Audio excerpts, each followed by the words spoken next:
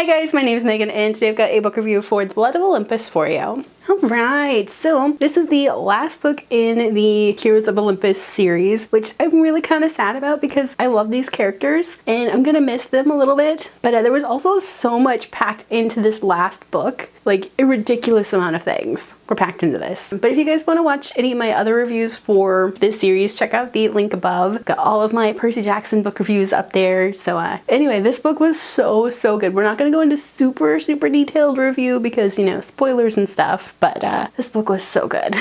I mean, there's like so much in this book that it almost just kind of, everything flew by super quick, but it was also wrapped up very nicely. So there were a lot of, you know, little subplots and things that were just wrapped up neatly, and I really like that. One of the biggest things in this book that I absolutely loved was the friendship that bloomed between the girls, because you don't really see that a whole lot in books where you see like the friendship get overtaken by the romance, but this one, the romance kind of took a back seat, and I just loved the friendship that bloomed from this, especially between Annabeth and Piper. I love them together. They're so funny and they're like two badass girls that can take on the world. I just love them to pieces and I love their friendship, but I also really enjoyed like the bond that they formed with Raina in this too, because Raina is just awesome. It was so good and I wanted more of it. And then there was like this little brother-sister bonding kind of thing happening between Raina and Nico. Like Nico kind of adopted Raina as his new big sister and I just loved that. They need more like time to get to know each other and like be a little family, and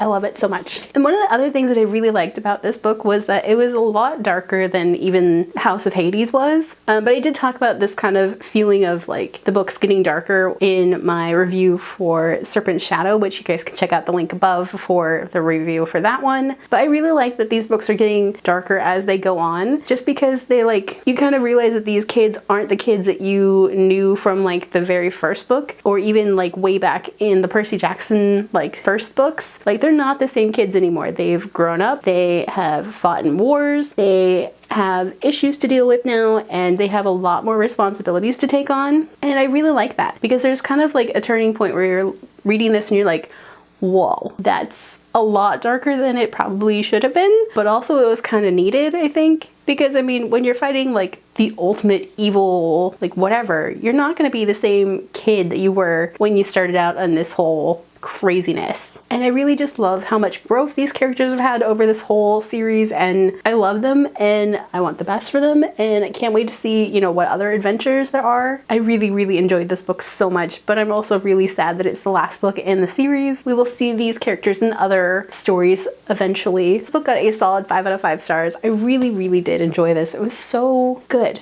It was a very good conclusion, I think, for this series. If you guys have read the Blood of Olympus, what were your thoughts? Let me know down below. If you guys liked this video, don't forget to hit the like button. If you haven't already, go ahead and hit the subscribe button. You can also hit the notification button. And if you'd like to follow me on social media for more bookish content, check out the links down below. Alrighty, bye guys!